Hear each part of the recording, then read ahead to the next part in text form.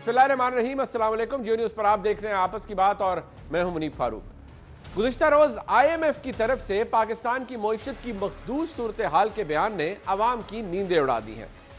IMF की तरफ से जारी करदा वर्ल्ड इकनॉमिक आउटलुक 2019 की रिपोर्ट के मुताबिक पाकिस्तान में इक्तिसादी तरक्की की रफ्तार में कमी और बेरोजगारी में इजाफा होगा और रवा साल पाकिस्तान की इक्तिसादी तरक्की 2.9% जबकि आइंदा साल 2.8% रहेगी।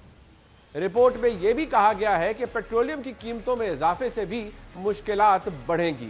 जाहिर है जब हालात ये होंगे तो अवाम में बेचैनी भी बढ़ेगी और हुकूमत से सवाल भी होंगे। शायद आने वाले दिनों में इस माहौल को मद्देनजर रखते हुए जनाब वज़ीर-ए-आज़म ने आज शरीफ खानदान के खिलाफ नए केसेस बनाने का भी ऐलान कर दिया है और पंजाब में वज़रा को शरीफ खानदान की मुबैना करप्शन को बेनकाब करने का टास्क भी सौंप दिया है। प्राइम मिनिस्टर ने शरीफ बरादरान की जो करप्शन के हवाले से बड़ी तफसील से वहाँ पर जिक्र किया।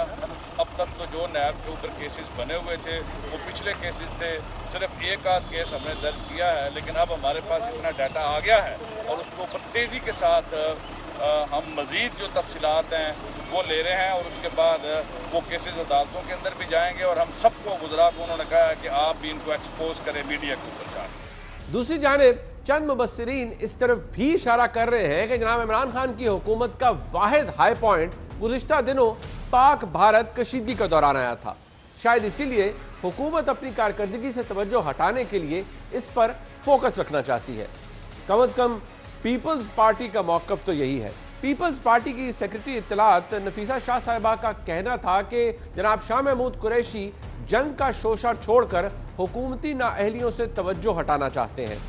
उन्होंने कहा कि महंगाई के बारे अवाम को जंग से डराने की कोशिश ना की जाए। कठपुतली हुकूमत हर महाज पर नाकाम है, मुल्क की मईशत तबाह हो चुकी है।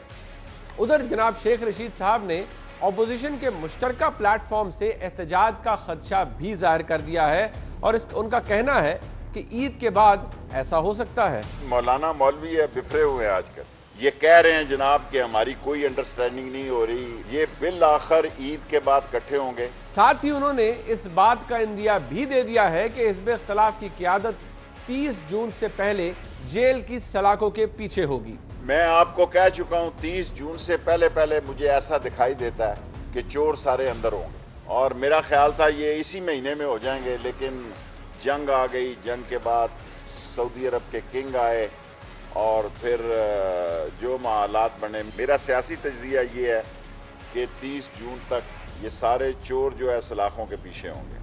मईशत की अबतर सूरत हाल और आने वाले दिनों में एक तरफ महंगाई के तूफान और दूसरी तरफ अपोजिशन के मुमकिना एहतजाज के पेश नज़र क्या जनाब इमरान खान का अपने सियासी मुखालफिन के एहतसाब का नारा अवाम में बिक सकेगा? सवाल ये भी है कि क्या हुकूमत भारत से कशीदगी जैसे अहम मामलात को वाकई अपनी हुकूमत की कारकर्दगी से तवज्जो हटाने के लिए इस्तेमाल करती है? क्या हुकूमत वाकई ही ये कर रही है और करती रही है? यही सवाल हम उठाएंगे आज के प्रोग्राम में। मेरे साथ मौजूद हैं तलाल चौधरी साहब, मरकजी रहनुमा पाकिस्तान मुस्लिम लीग नून, बहुत शुक्रिया चौधरी साहब आपका। पलवशा खान साहिबा, मरकजी डिप्टी सेक्रेटरी इत्तलात पाकिस्तान पीपल्स पार्टी, इस्लामाबाद से मुझे ज्वाइन कर रही हैं, बहुत शुक्रिया आपका। और जनाब उस्मान डार साहब हमारे साथ मौजूद हैं टेलीफोन लाइन पर, मुआविन ख़ुसूसी हैं वज़ीर-ए-आज़म के। डार साहब आपका भी बहुत शुक्रिया। डार साहब वैसे और काफ़ी कुछ था मवाद जो नैब के पास था अपोजिशन के खिलाफ, अब आज वज़ीर-ए-आज़म ने कह दिया है कि शरीफ खानदान के खिलाफ और मवाद निकालें और एक्सपोज करें और नए केसेस बनाएं। बहुत से केसेस पुराने थे अब नए बनाएं। तो ये जो थ्योरी है कि आपके पास अपने बेचने के लिए कुछ नहीं है हुकूमत के पास, मईशत आप वर्ल्ड बैंक की रिपोर्ट देख लें, आप एशियन डेवलपमेंट बैंक को देख लें, आप IMF को देख लें, आप आज की तारीख में 100 कराची स्टॉक एक्सचेंज को देख लें, तो बहुत बुरी सूरत हाल है और इकोनॉमिक फोरकास्ट भी कोई अच्छी नहीं है। ये फिर जो इल्ज़ाम लग रहा है हुकूमत पे कि आप ये डिलिबरेटली कर रहे हैं कि एहतसाब का नारा लगाओ और आवाम की तवज्जो रियल इश्यूज से हटाओ, कैसे डिफेंड करेंगे इसे आप? देखिए मुनीब, हमें पहले दिन से ही हम एक बात की तरफ इशारा कर रहे हैं कि जिन मुश्किल हालात में हमें मईशत मिली है और आपके सामने ये जो इकोनॉमिक क्राइसिस का सामना था, तो हम तो पहले दिन से कह रहे हैं कि 2 से 2.5 साल लगेंगे मईशत में स्टेबिलिटी लाने में। तो अभी तो 8 से 9 माह हैं जिन तमाम एनालिसिस की आप बात कर रहे हैं, और अगर आप हिस्टोरिक देख लें, जब 2008 में पीपल्स पार्टी को हुकूमत मिली, उनके पहले 8-9 माह में देख लें किस तरह की इन्फ्लेशन थी, किस तरह के इकोनॉमिक हालात थे। फिर 2013 में PMLN को आप देख लें, तो माजी में अगर देखें तो जो भी गवर्नमेंट इस वक्त जो इन्फ्लेशन है वो पिछले 5 सालों में ऑल टाइम हाई है। जो स्टॉक एक्सचेंज की आज हालत थी वो पिछले 3 साल में ऐसी नहीं हुई, ये भी फैक्ट है, ये बात कह रहे हैं। देखिए मुनीब, जब आप चीजों को आर्टिफिशियली मेंटेन करेंगे, जब आप एक मसनूई इकोनॉमी खड़ी करेंगे 15,000 अरब के कर्जे लेकर और उसमें इकोनॉमी के बारे में एक मसनूई हवा भरेंगे, तो वो फिर यही होना था जो भी हो रहा है। और आपके डॉक्टर साहब, आज आपको पता है पिछले 10 दिन में 6 खरब रुपए डूब गए सरमायाकारों के ये स्टॉक एक्सचेंज के अंदर। किसके पास जिम्मेदारी है? आप ये तो नहीं हर वक्त कह सकते कि एहतसाब, लेकिन एहतसाब से क्या आप सारों को जेल में डाल दें तो महंगाई कम हो जाएगी? देखिए मुनीब, हमें किसी सतह पे भी नैब को महंगाई से नजरें हटाने के लिए इस्तेमाल करने की जरूरत नहीं है, ना ही इनके करप्शन चार्जेस को मंजर आम पे ला के महंगाई से, या जो आप बेरोजगारी की बात कर रहे हैं उस पर हमें कोई ऐसा सियासी पोजीशन लेने की जरूरत है। देखिए ना, हमने इनके पहले नैब के केसेस पे सियासत किया, ना अब हम कर रहे हैं। अब जिस प्राइम मिनिस्टर के बयान की मैं अभी सुन रहा था, आप बात कर रहे हैं, उन्होंने इस कॉन्टेक्स्ट में बात की है, अगर ये पंजाब में 10 साल रहे हैं हुकूमत में, अगर जिन जिन महकमे में फाइनेंशियल करप्शन हुई है, चाहे इंडस्ट्री में हुई है, चाहे किसी अदारे में हुई है, वो हमारी वैसे भी जिम्मेदारी है कि उससे देखा जाए डॉक्टर साहब, मैं जरा पैसे को किसने नुकसान पहुंचाया। ठीक है, चलिए जरा होल्ड ऑन टू इट, मैं आपके पास दोबारा आता हूँ, मेरे साथ रहिएगा। चौधरी साहब, तैयार हैं आप आपकी क़यादत के खिलाफ मजीद केसेस, और जो मुबैना करप्शन आपकी क़यादत ने पिछले 10 सालों में पंजाब में की है वो सामने आ रही है, मनी लॉन्ड्रिंग की बातें हो रही हैं, नए केसेस खुल रहे हैं आपके खिलाफ? बिस्मिल्लाहिर्रहमानिर्रहीम। शरीफ ख़ानदान को तो चले जी ना छोड़ें, लेकिन खुदा का वास्ता है पाकिस्तान के 20 करोड़ शरीफ ख़ानदानों को बख्श दें। वो 20-22 करोड़ शरीफ ख़ानदान जो इस उम्मीद में थे कि ना जाने कौन सा अलादीन का चिराग जो है वो रगड़ना है आप इन्होंने, और उसके बाद ये तो कहा करते थे ईया का नाबुदु व ईया का नस्तईन, बात आ गई है अब इन्नल्लाह मिनल साबिरीन तक के बाद सब सब्र करने वालों के साथ। यार अब मेरा मतलब खुदा के लिए, खुदा व क्या वास्ता है, आयतें पढ़ के सहाबा की मिसालें देकर लोगों को वर्गलाते रहे हैं, लोगों को धोखा देते रहे हैं। ये लोग शैतान से भी आगे निकल गए हैं। शैतान ने इंसान को इतना वर्गलाया नहीं है गुनाह के लिए जितना इन लोगों ने झूठ बोला है। फिर आ गया जी 100 दिन का प्लान, फिर 6 महीने का प्लान, अब कहते हैं 2.5 साल, कभी कह देते हैं जी तेल निकलने वाला है। गरीब का तो तेल निकल गया भाई, आपका तेल पता नहीं कब निकलेगा समुंदर से। फिर पहले कहते थे कप्तान साहब घबराना नहीं, कप्तान है, अब कहते हैं बीमार भी नहीं होना साथ, क्योंकि दवाइयां भी बड़ी महंगी हैं। क्या चीज आपके पास कंट्रोल में है? ना आपके पास कोई महंगाई कंट्रोल में, ना आपके पास इकोनॉमी की कोई चीज कंट्रोल में। स्टॉक एक्सचेंज डूब रही है, रुपया डूब गया है, पाकिस्तान की इकोनॉमी पूरी दुनिया कह रही है कि भाई डूब रही है और डूबती हुई नजर आ रही है। पाकिस्तान के अमनो अमान से लेकर दिया क्या है आपने? दिया है बुजदार, दिया है इकोनॉमी का बुजदार असद उमर। इस मुल्क को आपने क्या दिया? धोखा दिया है। इस मुल्क पर ये लोगों को मुसल्लत करने वाले अल्लाह मियां इनसे पूछेगा इंशाल्लाह एक दिन। चले ठीक है, हम तो कमजोर हैं, अवाम ने मुसल्लत किया। और आप हल्के में अभी मुझे बता रहे थे लोग जो है आपके पास आके वजाते देते हैं कि हमने वोट उनको क्यों दिया है। बहरहाल ये अवाम का फैसला है, अवाम के फैसले का एहतराम होना चाहिए। देखिए अवाम ने जितने वोट दिए हैं वो तो पछता रहे हैं, लेकिन जिन्होंने इनको प्रमोट किया है, जिन्होंने टीवियों पर बैठकर, जिन्होंने फतवे देकर, जिन्होंने इनका झूठा प्रोपेगेंडा करके इन्हें मोमन बना के हमारे सामने पेश किया इस कौम के सामने, और जिन लोगों ने भी इन्हें सपोर्ट किया। साहब आपने भी 7 महीने में विलन बना दिया है सर, आपने 7 महीने में विलन बना दिया है। कुछ थोड़ा सा टाइम तो लग जाता है ना। वो 30,000 अरब का कर्जा है, वो पीटीआई घर से तो कोई लेके नहीं आई थी, कोई मैनेजमेंट में इशू तो होगा। सिरे से आपने तो हुकूमत को लताड़ दी है। चौधरी साहब देखिए गुजारिश ये है, कर्जे पहले भी लेते, कौन सा मुल्क कर्जे नहीं लेता। जब हम आए थे पाकिस्तान में 20 घंटे बिजली नहीं थी। जब हम आए थे तो 2600 वाकयात होते थे दहशतगर्दी के एक साल में। जब हम आए थे तो स्टॉक एक्सचेंज डूब रही। जब हम आए थे तो पाकिस्तान डिफॉल्ट की बातें हो रही थी, मगर नीयत थी, टीम थी, अहलियत थी, लीडरशिप थी, वो दिखाई। बिजली पूरी है, इकोनॉमी टेक ऑफ करके दिखाई, रुपया कंट्रोल करके दिखाया, डॉलर काबू करके दिखाया, स्टॉक एक्सचेंज पाकिस्तान दुनिया की बेहतरीन बनाकर दिखाई, और ये सी पैक इनको दिया। इन्होंने हमें क्या दिया? ये बकरियां, ये अंडे, ये टमाटर, ये खुदा मेरी बात सुने, मेरा दिल बड़ा दुखा हुआ है खुदा के लिए। मेरे हल्के में तो, मेरे गांव के अस्पताल में तो दवाई नहीं है, मैं कैसे उस बूढ़ी के आंसू पूंछूं? मैं वहां अमनो अमान नहीं है, तुम कहते मैं अब तो दिल्ली लाऊंगा, तुमने बुजदार दे दिया, दवाई तुम नहीं देते, तुम महंगाई से बुरा हाल है, ये खुदा के लिए। अच्छा चले, मेरी गुजारिश सर, मेरी आखिरी अल्फाज, मैं इसके बाद इतना टाइम नहीं लो। खुदा का वास्ता है, जिनसे गलती हो गई है, जो ये भांप गए हैं कि ये नाहल और अहल लोग हैं, नालायक लोग हैं, वो इनसे पीछे हो जाएं, वो अपनी गलतियों का इतराफ करें। अच्छा चले ठीक है, आप कह रहे हैं इनसे गलती होगी, वो भांप जाए। अब पलवजा खान साहबा, किन से गलती होगी? अवाम ने वोट दिया, हुकूमत आ गई, ठीक है। अब 7 महीने 8 महीने वक्त ठीक है, इनिशियल स्टार्ट से आप जरूर डिटर्मिन कर सकते हैं हुकूमत ने टेक ऑफ किया है नहीं किया, सारे हालात हमारे सामने हैं। बट सिरे से ये कह देना कि हुकूमत बिल्कुल फेल हो गई है, या हुकूमत इन मामलात से तवज्जो हटाने के लिए कभी भारत के साथ कशीदगी के इशू को इस्तेमाल करती है, कभी एहतसाब को इस्तेमाल करती है, क्या ये जायज़ है? हुकूमत कह रही है एहतसाब का इससे कोई ताल्लुक नहीं है हमारा, एहतसाब नैब कर रहा है। जब एहतसाब नैब कर रहा है तो मुझे ये बताइए कि वज़ीर आज़म को ऐसे मौके पर, जब लोग भूखे मर रहे हैं, जब जान बचाने के लिए दवाइयाँ नहीं हैं, तो उन्हें ये इसके अलावा कुछ क्यों नहीं सोचता कि शरीफ ख़ानदान पर या जरदारी ख़ानदान पर कितने केसेस हैं और उनका क्या करना है? आज वो क्यों बैठे हुए? उनके ख्वाबों में भी यही उन्हें डरावने ख्वाब आते हैं कि कहीं इकट्ठे ना हो जाएं। मेरी बात सुने, अगर कोई ज़रा भी सीरियसनेस इस हुकूमत में होती तो वज़ीर आज़म पाकिस्तान का, आपने पहले कभी इस तरह का किसी वज़ीर आज़म का बयान सुना है कि मोदी दोबारा इलेक्ट हो जाए तो कश्मीर का भला हो जाएगा?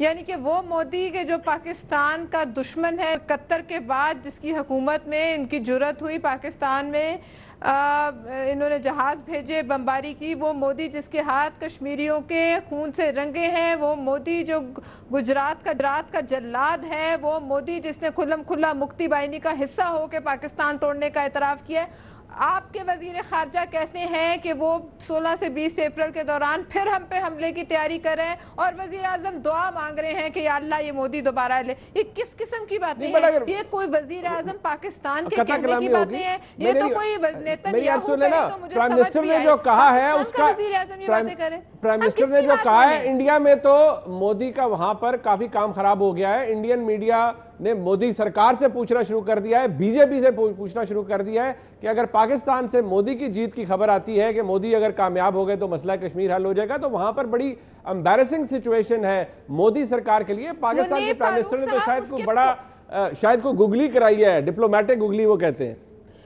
मुनीब फारूक साहब, मोदी के पोलिंग से एक दिन पहले इस किस्म का बयान का क्या मतलब है? कि इमरान खान साहब उसके चीफ सपोर्टर हैं? क्या आपको ये नहीं पता कि मोदी ने आपके मुल्क में टेरिटोरियल इंटेग्रिटी, आपकी सोवरेनिटी, आपके बॉर्डरों की जो है वो सोवरेनिटी पामाल की, यहाँ वो बम मार के गया और दोबारा मारने के लिए तैयारी कर रहे हैं? क्या वजीर खारजा वजीर आजम को ये तमाम बातें नहीं बताते? क्या इनको कुत्ते के आंसू तो नजर आते हैं इनके खातून अव्वल को, लेकिन वो टांक में जिसने कल अपने बच्चे मारे हैं और खुद भी मारा है अपने आप को, और वो लाला मूसा में जिसने कुल्हाड़ियों से 5 बच्चे गुर्बत के हाथों में मारे, उनके और इन हजारों कश्मीरियों के और उन जवानों के जो अभी भी जिनकी लाशें गिर रही हैं सरहदों पर, और वो सिविलियन जिनकी लाशें गिर रही हैं, उनके आंसू क्यों नजर नहीं आते? ये किस किस्म की? मैं आज तक इससे वजीर आजम पाकिस्तान के मुंह से इस किस्म का बयान मेरे ख्याल में आपने तारीख में नहीं सुना होगा। डार साहब, क्यों कह दिया प्राइम मिनिस्टर ने ये मोदी सरकार के बारे में? प्राइम मिनिस्टर को देखना चाहिए था, यहाँ पर लोगों के जज्बात काफी मजरू हुए हैं। पीपल्स पार्टी ने कहा है इसकी तहकीक होनी चाहिए कि वजीर आजम ने यह बयान क्यों दिया है। तो प्राइम मिनिस्टर क्यों ऐसे बयान दे देते हैं जिससे ऑपोजिशन को लगता है कि प्राइम मिनिस्टर की सिंसेरिटी डाउटफुल है?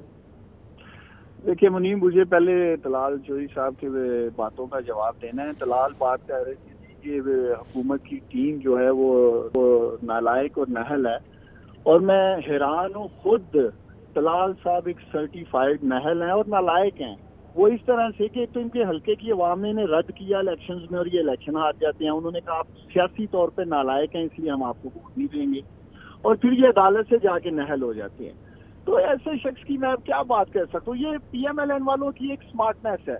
जब भी ये इकोनॉमी पे बात करते हैं मुनीब, ये कभी कौम को नहीं बताते कि हम 30,000 अरब का मकरूज करके पाकिस्तान को गए हैं, हम $2 बिलियन का करंट अकाउंट डेफिसिट छोड़ के गए हैं पर मंथ, $2 बिलियन का। डॉक्टर साहब आपने कितना कर्ज लिया 8 महीनों में? ऊपर ये ट्रेड डेफिसिट छोड़ के गए हैं, 2,000 अरब रुपए का ये फिस्कल डेफिसिट। ये बातें नहीं कौन को बताएंगे, ये आगे सिर्फ महंगाई का चूरन बेचने की कोशिश करेंगे जिसकी जिम्मेदारी। डॉक्टर साहब महंगाई का चूरन तो नहीं, महंगाई तो है ना सर, महंगाई तो इस वक्त पिछले 5 सालों में इन्फ्लेशन ऑल टाइम हाई है। बात ये होनी चाहिए कि महंगाई हो क्यों रही है और उसके असल जिम्मेदार कौन है। अगर हम भी इनकी तरह एक मसनूई इकोनॉमी खड़ी करते हैं, या तो साल्टार साहब को बुलाए ना, क्यों भागे हुए हैं, क्यों वो इश्तेहारी। बट डॉक्टर साहब मैं फिगर्स की बात कर रहा हूँ, 2017-18 में ये महंगाई नहीं थी, मैं तो फिगर्स की बात कर रहा हूँ, स्टेट बैंक के फिगर्स हैं। की गई थी, देखिए आर्टिफिशियली मेंटेन की गई थी। अब तारीख उठा के देख लें कि हर हुकूमत आखिरी साल में तमाम चीजें आर्टिफिशियली मेंटेन कर लेती है, चाहे वो करेंसी है चाहे वो इन्फ्लेशन है, और यही वजह है कि आप नहीं। बट 16 में बड़ी अच्छी थी सूरत हाल। डॉक्टर साहब कुछ देखिए फिगर्स को सामने रख के बात करते हैं ना। मेरी बात समझे, आपको मिस्टर इस्माइल साहब का भी बयान कौम को सुनाना चाहिए, जो खुद इसाकार मुखालफ बैठ के मीडिया पे बातें करते रहे हैं कि उन्होंने तबाही किया, जो उन्होंने डॉलर को रोके रखा, 100 रुपए के जिद के साथ रोके रखा कि मैंने कह दिया 100 क्रॉस देगा। और दूसरी बात मैं सुन रहा था, पलवशा बड़ी वावेला कर रही थी, ये जो कह रही थी खुदकशियां हो रही हैं गुर्बत की वजह से। पलवशा इसलिए हो रही है कि जब अरबों रुपए फलूदे वाले के तरफ से निकलेंगे। नहीं अच्छा, अब चले डॉक्टर साहब क्योंकि ट्रैवल कर रहे हैं, उनके सिग्नल का। पलवशा खान साहब, अब ये नैरेटिव किस हद तक कमजोर है या स्ट्रांग है? क्योंकि हुकूमत का तो बार बार एक ही दलील है कि अपोजिशन सिर्फ ये बताती है आज के हालात, ये नहीं बताती कि जिम्मेदार कौन है। जिम्मेदारी का तयन अपोजिशन को भी करना चाहिए कि जिम्मेदारी माजी की हुकूमतों की है, उनकी वजह से हालात खराब हुए हैं। पलवशा खान साहब देखिए, अगर माजी की हुकूमतों के हालात ऐसे थे तो ये जो यहाँ डी चौक पे कई महीने बैठे रहे, रोज़ाना यहाँ रक्स सुरूर की महफिलें होती थीं, इनके पास तमाम फिगर्स होते थे कि कितनी मकरूज़ है ये कौम, कि कितना पैसा है, तो उस वक़्त इनको ये समझ नहीं आती थी कि लोगों को बताएं कि हम आएंगे, ये कौम मकरूज़ है, ये हालात है इकॉनमी के, हमें बिजली इतनी महंगी करनी पड़ेगी, हमें गैस इतनी महंगी करनी पड़ेगी, हमें एमनेस्टी स्कीम लानी पड़ेगी, हमें आप लोगों के लिए महंगाई को डबल डिजिट्स में करना पड़ेगा, हमें आप लोगों की ज़िंदगी अजीरन करनी पड़ेगी। ये उस वक़्त क्यों नहीं कहते थे? और ये कहते और फिर कहते कि आप 2 वोट हमें, तो हम पे पता चलता कि वो कितने लायक हैं और ये हम कितने नालायक थे। आपको जो लोग कंटेनर पे खड़े होकर रोजाना फीड करते थे, फिगर फीड करते थे, आज आपको बीच मझधार में छोड़कर क्यों भाग गए हैं डॉक्टर साहब? और आप ये जो कह रहे हैं, आप नालायकी की बात करें, अगर हारने से नालायकी साबित हो तो इस तरह तो फिर आप भी उसी जुमरे में आते हैं। ये जो बात आप कह रही हैं चॉइस साहब, अगर आप हिस्टोरिकली देखें, आपकी हुकूमत आई, मियां नवाज शरीफ साहब की पहली स्पीच और उसके बाद भी कौम से खिताब, रिकॉर्ड पे उन्होंने कहा हम हुकूमत में आए तो हमें पता चला कि कितने बुरे हालात पीपल्स पार्टी छोड़ के गई है। रिकॉर्ड का हिस्सा है। पीपल्स पार्टी जब आई 2008 में, नहीं, पीपल्स पार्टी ने कहा कि जब हम इक्तदार में आए तो हमें पता चला कि इस मुल्क में तो गंदम भी पूरी नहीं है, बड़े बुरे हालात थे। इमरान खान साहब आए 2018 में, उन्होंने कहा हुकूमत में आए तब पता चला बड़े बुरे हालात हैं। तो इस तरह तो हम किसी को एक्यूज नहीं कर सकते। वो कहते हैं हुकूमत में आते हैं तो पता चलता है कि असल हालात क्या थे। चॉइस साहब देखिए, एक तो बात यह है कि यकीनन जो हुकूमत जब आती है तो वो पिछलों का कच्चा चट्टा जो है वो कौम के सामने रखती है, लेकिन हुकूमत जब आती है तो वो सबसे ज्यादा रिस्पॉन्सिबल होती है अपने किए गए वादों पर। आपको याद होगा कि बिजली वाले मामले पर हमसे कितने सवाल होते थे कि आपने तो कहा था इतनी देर में आ जाएगी, इतनी देर में आ जाएगी। इसी तरह बहुत सारे, देखे मकसद है आपने जो मंशूर और वादा किया, 100 दिन का जो मंशूर और वादे जो है वो किसने दिए थे? इमरान खान ने दिए या नहीं दिए? असद उमर ने कहा या नहीं कहा कि टैक्स के बगैर पेट्रोल मिलेगा, टैक्स के बगैर आपके मोबाइल बिल्स आया करेंगे, टैक्स के बगैर सब कुछ चलेगा? कहा था कि नहीं कहा था कि 200 अरब डॉलर जो है वो मुंह पे मार देंगे पाकिस्तानी कौम के बाहर से लाकर? कहा था या नहीं कहा था? बात सुनिए ना, पाकिस्तान के मसाइल हकीकी हैं। पाकिस्तान के मसाइल जो है वो हकीकी क़यादत उसे डील कर सकती है। ये मसनूई क़यादत, मसनूई वोट से आने वाली और ये टेस्ट ट्यूब की आदत जो है ये इस तरह के सख्त हालात का मुकाबला नहीं कर सकती। अच्छा, ये बड़े मुश्किल हालात हैं, ये मुल्क चलाना इतना आसान नहीं है। अच्छा चले, महंगाई, ठीक है, मुझे ब्रेक लेनी है सर, या पाकिस्तान हम मैं ब्रेक लेनी है, मैं क्विकली वापस आऊंगा। सवाल है सामने रखने हैं, एक ये कि हुकूमत में एनआरओ का हामी कोई है, जैसे रशीद साहब कह रहे हैं, बाकी काबीना कैसा है। दूसरा ये कि आने वाले दिनों में नारा कौन सा स्ट्रांग होगा, अपोजिशन का कि महंगाई बहुत है, या हुकूमत का कि एहतसाब जरूर करना है। ब्रेक देख लेते हैं। एनआरओ के बारे में क्या फरमान है शेख साहब? इमरान खान कहता है कि मैं किसी कीमत पर इनको एनआरओ नहीं दूंगा, वो ठीक कहता है, लेकिन बाज ऐसे लोग भी हैं जो कहते हैं दफा करो, माफ करो, मिट्टी पहन दो। और डार साहब कौन से लोग हैं जो कहते हैं मिट्टी डालो, माफ करो, ये तो बता दें जरा पहले जल्दी से। देखिए, बात ये है कि इनके आफ्टर ऑल सिंपैथीज तो है ही है ना। आपकी पार्टी में भी सिंपैथीज है? नहीं, पार्टी में नहीं, उन्होंने कोई ये नहीं कहा कि हमारी जमात में लोग हैं। बुनियादी तौर पे देखें, एहतसाब करना है नैब ने, पाकिस्तान के अदारों ने। इन्होंने करप्शन की, इन्होंने नहीं की, आने वाले वक्त में फैसला हो जाएगा। इनको अपने करप्शन केसेस का सामना है। देखिए, हमारी उन्होंने हवाला हुकूमत का दिया है, हुकूमत में ऐसे लोग हैं, उन्होंने हवाला हुकूमत का दिया है कि हुकूमत में एक ग्रुप है जो कहता है कि माफ कर दें। हुकूमत में बहुत से लोग हैं, हमारी कोalition में भी लोग हैं, गवर्नमेंट तो बहुत बड़ी है ना, उसमें हम ये नहीं कह सकते कि पाकिस्तान तरीके इंसाफ के अंदर से कोई कह रहा है। और देखिए, हमारी पूरी कोशिश है, मैं इनको बार बार सुन रहा हूँ, इकानमी का ये वावेला कर रहे हैं। तलहा चोई साहब, आप जो क्लेम कर रहे हैं वो आपने 5 साल हुकूमत की है तो उसको क्लेम कर रहे हैं। इसी तरह पीपल्स पार्टी अगर कोई बात करती है 5 साल की परफॉर्मेंस, 8-9 माह पे आप लोग वावेला कर रहे हैं, 5 साल दें, इंशाल्लाह ताला फिर बात कर लेंगे कि हम अपना एजेंडा। नहीं, हम 8 ओवर को 8 ओवर से ही कंपेयर करेंगे, 8 महीनों को 8 महीनों से। मैं तो 8 महीनों के स्टेटिस्टिक्स रख रहा हूँ चौधरी साहब, दार साहब आपके सामने। आप इन्फ्लेशन ले आए सर, देख लेना, इन्फ्लेशन आपकी 9.41% है। ये पिछले 5 सालों में, पहले 8 माह में किसी की नहीं थी। मुस्लिम लीग नून की 7.4 थी, पीपल्स पार्टी के दौर में जरूर 12% थी, लेकिन पिछले 5 साल में ऑल टाइम हाई है। आपको मैं स्टैटिस्टिक्स भेज देता हूँ। इनकी 5.2 पे ये आए थे, ये 9.4 पे ले गए। हमारा और इनका तकरीबन एक है। अलबत्ता पीपल्स पार्टी वालों ने जरूर इन्फ्लेशन को ठीक ठाक तरीके से तबाही की। इन्होंने 14% से 29% पे ये लोग गए हैं। ये नहीं, मैं तो आपके सामने स्टेट बैंक के फिगर्स रख रहा हूँ, मैं फिगर खुद भी जनरेट किए हुए। चले अगर इकोनॉमी को साइड पे भी रख दे, डार साहब मुझे जल्दी से ये बता दें कि आपके लिए, आपके नजदीक हल्के में जाते हैं ना, लोगों के लिए क्या चीज इंपॉर्टेंट है? क्या लोगों को जेलों में डालना 30 जून तक ऑपोजिशन के लोगों को, और उससे क्या महंगाई कम हो जाएगी? नारा कौन सा स्ट्रांग है? लोगों को ये कहकर आप राजी कर लेंगे कि हमने जेलों में डाल दिया है करप्ट लोगों को और कोई बात नहीं, महंगाई है तो जरा बर्दाश्त कर लें? जल्दी से बताइए। मैं समझता हूँ कि पाकिस्तानी कौम को आज भी वज़ीर-ए-आज़म इमरान खान पे एतमाद है कि जिस तरह हम कह रहे हैं कि अगले 1.5 से 2 साल में इंशाअल्लाह ताला हालात में बेहतरी नजर आएगी। और दूसरी तरफ लोग जरूर एहतसाब होता देखना चाहते हैं। देखें, 2 चीजें, एक एहतसाब का अमल इंशाअल्लाह ताला नहीं रुकेगा और दूसरा चोरी का पैसा रिकवर होगा। अगर हमने इसी तरह एहतसाब के ऊपर मुकमका करना है जैसे ये माजी में करते रहे हैं, दोनों पार्टियां आपके सामने है ना, इनको नैब बुरी लग रही है, नैब का कानून काला लग रहा है, नैब की कुर्सियां कोई और हिला रहा है। 10 सालों में इन्हें कभी ऐसा नहीं लगा। तो अवाम ने हमें करप्शन फ्री पाकिस्तान के लिए वोट दिया है, एहतसाब के लिए वोट दिया है। और जब तक आप इस मुआशरे में से करप्शन का एलिमेंट नीचे नहीं लाएंगे, खत्म नहीं करेंगे, आप कुछ भी कर लें, हम आगे नहीं बढ़ सकते। मतलब लोग महंगाई बर्दाश्त कर लेंगे, लेकिन वो कहते हैं लूटा हुआ पैसा लाए। चौधरी साहब, नजदीक अवाम बर्दाश्त कर लेंगे, वो एहतसाब का नारा मजबूत है, हुकूमत ये समझती है कि नारा ज्यादा मजबूत है, महंगाई इतना फर्क नहीं डालेंगे लोगों को। देखें जी, जब ये पीटीआई आई थी तो बड़ा आई पीटीआई, अब तो उई कर रहे हैं लोग, बुरा हाल है लोगों का, लोगों की चीखें निकल गई हैं 8 महीने में, खुदा की कसम। लोग आप कहते हैं कि इस तरह के टीके जो उन्हें लगे हैं, वो जो इस तरह के उन्हें इंजेक्शन और ड्रिपें इन्होंने दी हैं, ये बिजली के बिल की, गैस के बिल की, ये दवाइयों की, उसके बाद वो 5 साल गुजार जाएंगे। तौबा करें, वो 5 साल वो फिर हमसे भी बागी हो जाएंगे। वो तो हमारी शक्ल इसलिए देख रहे हैं कि हम कुछ करें, वो हमारे साथ इसलिए खड़े हैं कि हम उनका कोई मुदावा करें, हम इस तरह इनके नलायकों से जान छुड़ाएं।